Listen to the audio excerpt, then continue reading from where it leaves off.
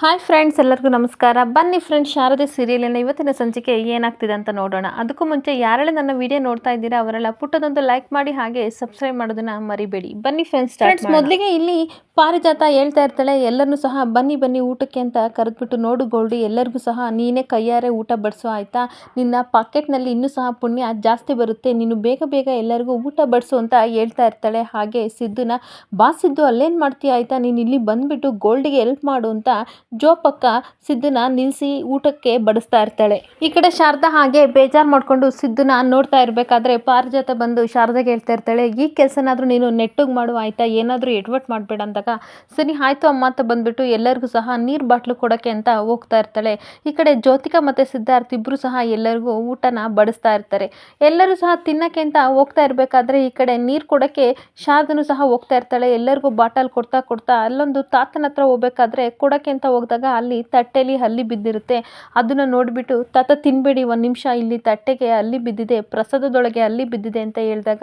ಎಲ್ಲರೂ ಸಹ ಶಾಕ್ ಆಗಿಬಿಡ್ತಾರೆ. ಹಾಗೆ ಅವಳು ಸಹ ಶಾರದಾ ನೋಡಿಬಿಟ್ಟು ಅದನ್ನು ಈ ಕಡೆ ದಶರಥ ಮತ್ತು ಸುಮಿತ್ರಾಗೆ ತೋರಿಸ್ಬೇಕು ಅಂತ ಓಡೋಡಿ ಅಮ್ಮ ಅಮ್ಮ ಅಂತ ಬರ್ತಾ ಇರ್ತಾಳೆ. ಅವರಿಬ್ಬರು ದೇವ್ರ ಪ್ರದಕ್ಷಿಣ ಮಾಡ್ತಾ ಇರಬೇಕಾದ್ರೆ ಅಲ್ಲಿಗೆ ಓಡೋಡಿ ಬರ್ತಾ ಇರ್ತಾಳೆ. ಇನ್ನೊಂದು ಕಡೆ ಪಾಲಾಕ್ಷ ಎಲ್ಲ ಸಹ ರಾಜಣ್ಣನ ಹತ್ರ ವಿಚಾರಣೆ ಮಾಡ್ತಾ ಇರಬೇಕಾದ್ರೆ ರಾಜಣ್ಣ ಹೇಳ್ತಾ ಇರ್ತಾನೆ, ನೋಡು ಆಗಲೇ ಹೇಳಿದ್ನಲ್ಲ, ನೀವೇನು ದಡ್ರೇನ್ರಿ, ಒಂದು ನೋಟಿಗೆ ಒಂದೇ ನಾನು ಆನ್ಸರ್ ಮಾಡೋದು ಆಯ್ತಾ ಅಂತ ಹೇಳ್ತಾ ಇರಬೇಕಾದ್ರೆ, ಇದೇನಪ್ಪ ಇವನು ದುಬಾರಿ ಕುಡ್ಕ ಅಂತ ತನ್ನ ಮಗ ಹೇಳ್ತಾ ಇರಬೇಕಾದ್ರೆ ಪಾಲಾಕ್ಷ ಹೇಳ್ತಾ ಇರ್ತಾನೆ, ಅಯ್ಯೋ ಸುಮ್ಮನಿರೋ ಅತ್ತಗೆ, ನನ್ನ ಜೋಬಲ್ಲಿರೋ ದುಡ್ಡೆಲ್ಲ ಖಾಲಿ ಆಗಿದೆ, ನಿನ್ನ ಹತ್ರ ಇದ್ರೆ ಕೊಡು ಅಂತ ಅಂದಾಗ ಈ ಕಡೆ ನವಿ ಎತ್ತಿ ಒಂದು ನೋಟ್ ಕೊಡಬೇಕಾದ್ರೆ, ನೋಡಿ ಹೇಳ್ತೀನಿ ಆಯಿತಾ, ಇವಾಗ ಕುಬೇರನ ಮಗಳು ಪೇಟೆಗೆ ಹೋಗಿದ್ದಾಳೆ, ಅವನನ್ನು ಹುಡಿಕೊಂಡು, ಯಾಕೆ ಅಂತ ಅಂದರೆ ಬನ್ನಿಲ್ಲಿ ಹತ್ರ ಹೇಳ್ತೀನಿ ಅಂತ ಕರೆದ್ಬಿಟ್ಟು, ಈಗ ಕುಬೇರನ ಮಗಳನ್ನ ಕೊಟ್ಟಿದ್ರಲ್ಲ ಗಂಡ, ಅವನು ಇನ್ನೊಬ್ಬರನ್ನ ಮದುವೆ ಆಗಿದ್ದೇನೆ ಆಯಿತಾ, ಅದಕ್ಕೋಸ್ಕರ ಈ ಹುಡುಗಿ ಹುಡ್ಕೊಂಡು ಹೋಗಿದ್ದಾಳೆ ಅಂತ ಎಂದಾಗ ಆ ಮಾತನ್ನ ಕೇಳಿ ಈ ಕಡೆ ಪಾಲಾಕ್ಷನಿಗೆ ತುಂಬ ಶಾಕ್ ಆಗ್ತಾ ಇರುತ್ತೆ. ಅವಾಗ ಪೇಟೆ ಅಂದರೆ ಏನು ಅಂತ ಅನ್ಬೇಕಾದ್ರೆ, ಅಯ್ಯೋ ನೀವು ದಡ್ಡ ಜನ, ನಿಮಗೆ ಅಷ್ಟು ಗೊತ್ತಾಗಲ್ವೇಂದ್ರಿ, ಊಟ ದುಡ್ಡು ಎಲ್ಲ ಎಲ್ರಿ ಸಿಗುತ್ತೆ ಹೇಳಿ, ಈ ಬೆಂಗಳೂರಲ್ಲಲ್ವಾ, ಬೆಂಗಳೂರಿಗೆ ಹೋಗಿರೋದು ಅಂತ ಹೇಳಿದಾಗ ಆ ಮಾತನ್ನ ಕೇಳಿ ಈ ಕಡೆ ಪಾಲಾಕ್ಷನ್ಗೆ ತುಂಬ ಶಾಕ್ ಆಗ್ತಾ ಇರುತ್ತೆ. ಇನ್ನೊಂದು ಕಡೆ ಶಾರದಾ ಸುಮಿತ್ರನ ಅಮ್ಮ ಅಮ್ಮ ಅಂತ ಕೂಕೊಂಡು ಬರ್ತಾ ಇರಬೇಕಾದ್ರೆ ಈ ಕಡೆ ಪಾರಿಜಾತ ಬಂದು ಅಡ್ಡ ಹಾಕ್ಬಿಟ್ಟು, ಯಾಕೆ ಅವ್ರನ್ನ ಕೂಗ್ತಾ ಇದ್ದೆ, ಅವ್ರ ಪಾಡಿಗೆ ಅವ್ರನ್ನ ಬಿಟ್ಬಿಡೆ, ಏನೇ ಆಲ್ರೆಡಿ ಪ್ರಸಾದ ತಿಂತಾ ಇದೆಯಾ ಅಂತ ಬೈತಾ ಇರಬೇಕಾದ್ರೆ, ಇಲ್ಲ ಅಮ್ಮ, ಇಲ್ಲೊಂದು ಪ್ರಮೋದ ಆಗಿದೆ, ಏನು ಗೊತ್ತಾ, ತಟ್ಟೆ ಒಳಗೆ ಹಲ್ಲಿ ಬಿದ್ದಿದೆ, ಊಟಕ್ಕೆಲ್ಲ ಹಲ್ಲಿ ಬಿದ್ದಿದೆ ಅಂತ ಹೇಳ್ತಾ ಇರಬೇಕಾದ್ರೆ, ಯೋ ಏನು ಈ ಥರ ಆಗ್ತಾ ಇದೆ, ಆದರೆ ನೋಡು ಇದೊಂದು ಚಿಕ್ಕ ಹಲ್ಲಿ ಬಿದ್ದ ತಕ್ಷಣ ಏನು ಎಲ್ಲರೂ ಸತ್ತೋಗಲ್ಲ ಆಯಿತಾ, ಈ ವಿಷಯನ ಯಾರಿಗೂ ಹೇಳ್ಬೇಡ, ಸುಮ್ಮನೆ ನಿನ್ನ ಪಾಡಿ ನೀನು ಕೆಲಸ ಮಾಡು ಆಯಿತಾ, ಇದರಿಂದ ನಮ್ಮ ಗೋಲ್ಡಿ ಹೆಸರು ಕೆಡುತ್ತೆ ಅಂದಾಗ, ಅಮ್ಮ ಅಲ್ಲ ಅಮ್ಮ, ಈ ಥರ ಹೇಳ್ಬಾರ್ದು ಅಂತ ಹೇಳ್ತಾ ಇರಬೇಕಾದ್ರೆ, ಏನಾಗಲ್ಲ ತಗೋಬಾರೆ ಅಂತ ಪ್ರಸಾದ ಕಿತ್ಕೊಂಡು ಹೋಗ್ತಾ ಇರ್ತಾಳೆ. ಆ ಪ್ರಸಾದ ತಟ್ಟೆನ ಈ ಕಡೆ ಇಟ್ಕೊಬಂದು ಪಾರಿಜಾತ ಹೇಳ್ತಾ ಇರ್ತಾಳೆ, ಇವಳಿಂದಲೇ ಎಲ್ಲ ಹಾಳಾಗೋದು ಆಯಿತಾ, ನಮ್ಮ ಮನೆ ಹಾಳು ಮಾಡೋಕ್ಕೆ ಬಂದಿದ್ದಾಳೆ ಅಂತ ಹೇಳ್ಬಿಟ್ಟು ಆ ಪ್ರಸಾದನ ಕೆಳಗಡೆ ಇಟ್ಟು ಹೋಗ್ತಾ ಇರ್ತಾಳೆ. ಅಲ್ಲಿನ ಊರಿನ ಮುಖ್ಯಸ್ಥ ಒಬ್ಬ ನೋಡಿಬಿಟ್ಟು ಹಾಗೆ ಅವಳನ್ನ ನೋಡ್ತಾ ಇರ್ತಾನೆ. ಇನ್ನೊಂದು ಕಡೆ ಶಾರದಾ ತುಂಬ ಟೆನ್ಷನ್ ಮಾಡಿಕೊಂಡು, ಇಲ್ಲ ನಾನು ಹೇಳಲೇಬೇಕು, ಈ ವಿಷಯನ ಮುಚ್ಚಿಟ್ಟಿದ್ರೆ ಬೇರೆಯವ್ರಿಗೆ ಅಪಾಯ ಆಗುತ್ತೆ, ಯಾರಿಗಾದ್ರೂ ಏನಾದರೂ ತೊಂದರೆ ಆಗ್ಬೋದು ಅಂತ ಹೆದರ್ಕೊಂಡು ಈ ವಿಷಯನ ಹೇಳ್ತೀನಿ ಅಂತ ಬಂದು ಎಲ್ಲರಿಗೂ ಹೇಳ್ತಾ ಇರ್ತಾಳೆ. ಈ ಊಟನ ಮಾಡಬೇಡಿ ಆಯಿತಾ, ಈ ಪ್ರಸಾದದಲ್ಲಿ ಅಲ್ಲಿ ಬಿದ್ದಿದೆ, ಪ್ಲೀಸ್ ಎಲ್ಲ ತಿನ್ನಬೇಡಿ ಅಂತ ಹೇಳ್ತಾ ಇರಬೇಕಾದ್ರೆ ಎಲ್ಲರೂ ಶಾಕ್ ಆಗಿ ಶಾರದಾನ ನೋಡ್ತಾ ಇರ್ತಾರೆ. ಅಲ್ಲಿರೋರು ಎಲ್ಲರೂ ಸಹ ಪ್ರಸಾದ ತಟ್ಟೆನ ಕೆಳಕ್ಕೆ ಇಟ್ಬಿಡ್ತಾರೆ. ಅವಾಗ ಯಾರು ತಿನ್ನಬೇಡಿ, ಇದಕ್ಕೆ ಅಲ್ಲಿ ಬಿದ್ದಿದೆ ಅಂತ ಶಾರದಾ ಕೂಗಾಡ್ಕೊಂಡು ಹೇಳ್ತಾ ಇರಬೇಕಾದ್ರೆ ಅಲ್ಲಿ ದಶರಥ, ಸುಮಿತ್ರಾ ಹಾಗೆ ಜ್ಯೋತಿಕಾ, ಸಿದ್ದು ಎಲ್ಲರೂ ಸಹ ಬಂದಾಗ ದಶರಥ ಕೇಳ್ತಾ ಇರ್ತಾನೆ, ಏನಮ್ಮ ಹೇಳ್ತಾ ಇದ್ದೆ ಶಾರದಾ, ನೀನು ನೋಡ್ದೆ ಆಯಿತಾ ಅಂದಾಗ, ಹೌದು ಸರ್ ನಾನು ನೋಡಿದೆ ಆಯಿತಾ, ಇದನ್ನು ಪಾರಿಜಾತ ಮೇಡಮ್ಗೂ ಸಹ ಹೇಳ್ದೆ, ಆದರೆ ಅವರು ಲಕ್ಷಣೆ ಮಾಡಲೇ ಇಲ್ಲ ಅನ್ಬೇಕಾದ್ರೆ, ಅಯ್ಯೋ ಇದೇನು ಈ ಥರ ಮಾಡಿದ್ರ ಅಂತ ಯೋಚನೆ ಮಾಡಬೇಕಾದ್ರೆ ಅವಾಗ ಹೇಳ್ತಾ ಇರ್ತಾರೆ ಎಲ್ಲರೂ ಸಹ, ಅಯ್ಯೋ ಈ ಥರ ಆಯ್ತಲ್ಲ ಅಂತ ಅನ್ಬೇಕಾದ್ರೆ, ನನ್ನಿಂದ ತಪ್ಪಾಯಿತು, ದಯವಿಟ್ಟು ಕ್ಷಮಿಸಿ ಅಂತ ಶಾರದಾ ಕೇಳಬೇಕಾದ್ರೆ, ನೀನು ತಪ್ಪು ಮಾಡೋಂಥದ್ದು ಏನು ಮಾಡಿಲ್ಲ ಆಯಿತಾ, ಯೋಚನೆ ಮಾಡಬೇಡ, ಎಲ್ಲರಿಗೂ ಒಳ್ಳೇದಾಗಿದೆ, ದೇವರೇ ಏನೂ ಆಗದಿದ್ರೆ ಸಾಕು ಅಂತ ಇಲ್ಲಿ ಸುಮಿತ್ರಾ ದೇವ್ರ ಹತ್ರ ಪ್ರಾರ್ಥನೆ ಮಾಡ್ತಾ ಇರಬೇಕಾದ್ರೆ ಅಲ್ಲಿದ್ದರೊಬ್ಬರು ವ್ಯಕ್ತಿ ಹೇಳ್ತಾ ಇರ್ತಾರೆ, ಹೊಟ್ಟೆ ಹಸುವಿನಿಂದ ನಾನು 3 ತುತ್ತು ತಿಂದೆ ಅಮ್ಮ, ಅಯ್ಯೋ ಏನಾಗುತ್ತೋ ಅನ್ಬೇಕಾದ್ರೆ ಇನ್ನೊಬ್ಬರು, ಅಯ್ಯೋ ನನ್ನ ಮೊಮ್ಮಗ ಹಸಿವು ಅಂತಿದ್ದ,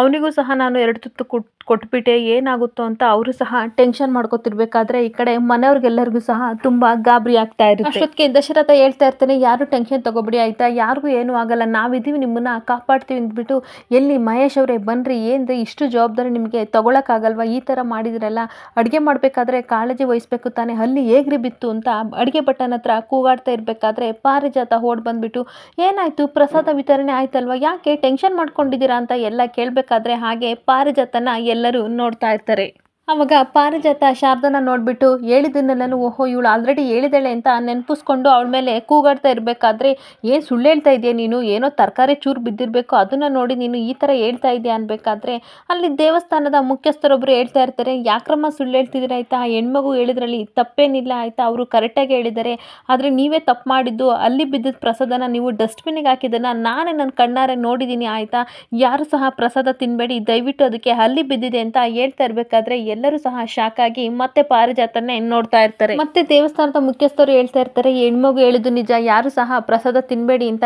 ಹೇಳ್ತಾ ಇರಬೇಕಾದ್ರೆ ಈ ಕಡೆ ಎಲ್ಲರೂ ಸಹ ಟೆನ್ಷನ್ ಮಾಡ್ಕೋತಾ ಇರ್ತಾರೆ. ಹಾಗೆ ಸಿದ್ದು ಪಾರಿಜಾತನ ಕೋಪ ಮಾಡ್ಕೊಂಡು ನೋಡ್ತಾ ಇರ್ತಾನೆ. ಆವಾಗ ಸುಮಿತ್ರ ಹೇಳ್ತಾ ಇರ್ತಾಳೆ, ಅಯ್ಯೋ ಸ್ವಾಮಿಯರೇ ಈ ಥರ ಆಯ್ತಲ್ಲ, ಏನು ಮಾಡೋದು ಗುರುಗಳೇ, ಈ ಥರ ಪ್ರಸಾದದಲ್ಲಿ ಅಲ್ಲಿ ಬಿದ್ದಿದ್ದು ಶುಭ ಶಕನ ಅಲ್ಲ ಅಲ್ವಾ, ಅದಕ್ಕೋಸ್ಕರ ಏನು ಮಾಡೋದು, ಏನಾದರೂ ದಾರಿ ಇದೆಯಾ ಅನ್ಬೇಕಾದ್ರೆ ನೋಡಿ ಅಮ್ಮ ಇದು ತುಂಬ ಕೆಟ್ಟದ್ದು ಆಯಿತಾ, ಇದು ಅಪಶಕುನ ಆಗೇ ಆಗುತ್ತೆ, ಆದರೆ ಯಾರು ಪ್ರಸಾದ ಹೆಸರಲ್ಲಿ ಪೂಜೆ ಮಾಡಿಸ್ತಿದ್ರು ಅವರೇ ಎಲ್ಲರ ಹತ್ರನೂ ಕ್ಷಮೆ ಕೇಳಬೇಕು ಅಂತ ಹೇಳ್ತಾ ಇರ್ತಾರೆ. ಅವಾಗ ದಶರಥ ಹೇಳ್ತಾ ಇರ್ತಾನೆ, ಜ್ಯೋತಿಕಾ ಕ್ಷಮೆ ಕೇಳಮ್ಮ ಅತ್ತಗೆ ಅಂತ ಹೇಳ್ಬೇಕಾದ್ರೆ ನಾನು ಅಡ್ಡಾಡ್ ನಾನು ಕೇಳಲ್ಲ ಅನ್ಬೇಕಾದ್ರೆ ಈ ಕಡೆ ಸುಮಿತ್ರ ಬಂದು ಹೌದಮ್ಮ ನೀನೇ ಕೇಳಬೇಕು ಆಯ್ತಾ, ಏಕೆಂದರೆ ನಿನ್ನೆಸ್ತರಲ್ಲೇ ಅಲ್ವಾ ಅನ್ನದಾನ ಮಾಡ್ತಾ ಇರೋದು, ನೀನೇ ಕ್ಷಮೆ ಕೇಳಬೇಕು ಅಂತ ಸುಮಿತ್ರ ಹೇಳ್ತಾ ಇರಬೇಕಾದ್ರೆ ಸರಿ ಆಯಿತು ಎಕ್ಸ್ಟ್ರೀಮ್ಲಿ ನನ್ನಿಂದ ತಪ್ಪಾಗಿದೆ ದಯವಿಟ್ಟು ಕ್ಷಮಿಸಿ, ನನಗೆ ಈ ಥರ ಆಗುತ್ತೆ ಅಂತ ಗೊತ್ತಿರಲಿಲ್ಲ ಅಂತ ಹೇಳ್ತಾ ಇರಬೇಕಾದ್ರೆ ಎಲ್ಲರೂ ಸಹ ಸರಿ ಆಯಿತು ಬಿಡಮ್ಮ ಅಂತ ಹೇಳ್ತಾ ಇರ್ತಾರೆ. ಈ ಕಡೆ ಮಹಾಗುರುಗಳಾದ ಜ್ಯೋತಿಷ್ಯರು ಹೇಳ್ತಾ ಇರ್ತಾರೆ, ಸತ್ಯ ಯಾವತ್ತೂ ಸಹ ಅಗೋಚರವಾಗಿರುತ್ತೆ, ಸತ್ಯದ ಗಾಳಿ ಬೀಸುತ್ತೆ ಪ್ರತಿಫಲ ಸಿಕ್ಕೇ ಸಿಗುತ್ತೆ ಅಂತ ಹೇಳ್ತಾ ಇರ್ತಾರೆ. ನೀನು ಪ್ರಾಣ ಕಾಪಾಡಿದ ಪ್ರತಿಫಲ ನಿನಗೆ ಸಿಕ್ಕೇ ಸಿಗುತ್ತೆ ಆಯಿತಾ, ಒಳ್ಳೆಯವರು ಆದಷ್ಟು ಬೇಗ ದೂರ ಆಗಲೂಬಹುದು, ಹಾಗೆ ದೂರ ಇರೋರು ಹತ್ರ ಆಗಲೂಬಹುದು ಅಂತ ಹೇಳ್ತಾ ಇರ್ತಾರೆ. ರಕ್ತ ಸಂಬಂಧ ಅನ್ನೋದು ಆದಷ್ಟು ಬೇಗ ಒಂದು ಮಾಡೇ ಮಾಡುತ್ತೆ, ಕೂಸು ಅಮ್ಮನ ಮಡಿಲು ಸೇರೋ ಸಂದರ್ಭ ಬಂದೇ ಬರುತ್ತೆ ಅಂತ ಹೇಳ್ತಾ ಇರ್ತಾರೆ. ಈ ಕಡೆ ಜ್ಯೋತಿಕಾ ಎಲ್ಲರೂ ಸಹ ಕ್ಷಮಿಸಿ ಅಂತ ಕೇಳಿದ್ದನ್ನು ನೋಡಿ ಎಲ್ಲರೂ ಸಹ ಮನೆಯವರು ಬೇಜಾರು ಮಾಡಿಕೊಂಡು ಹಾಗೆ ಜ್ಯೋತಿಕನ ನೋಡ್ತಾ ಇರ್ತಾರೆ. ಇನ್ನೊಂದು ಕಡೆ ಪಾಲಾಕ್ಷ ಎಲ್ಲ ಡೀಟೇಲ್ಸ್ನು ಸಹ ಇಲ್ಲಿ ಕಲೆಕ್ಟ್ ಮಾಡ್ತಾ ಇರಬೇಕಾದ್ರೆ ರಾಜಣ್ಣನ ಹತ್ರ ನವೀನ ಕೇಳ್ತಾ ಇರ್ತಾನೆ, ಅಲ್ಲ ಅವ್ರ ಮಗಳು ಹೇಗಿರ್ತಾಳೆ, ಕುಬೇರನ ಮಗಳು, ಒಂದ್ಸಲ ಫೋಟೋ ತೋರಿಸ್ತೀರ ಅನ್ಬೇಕಾದ್ರೆ ನಿನಗೆ ಯಾಕೋ ಅದೆಲ್ಲ ಸರಿ ಆಯಿತು ದುಡ್ಡು ಕೊಡು ತೋರಿಸ್ತೀನಿ ಅಂತ ಹೇಳ್ಬೇಕಾದ್ರೆ ಮತ್ತೆ ಇಲ್ಲ ನಿನಗೆ ಯಾಕೆ ಹೇಳು ಅನ್ಬೇಕಾದ್ರೆ ಈ ಕಡೆ ಪಾಲಾಕ್ಷ ಹೇಳ್ತಾ ಇರ್ತಾನೆ,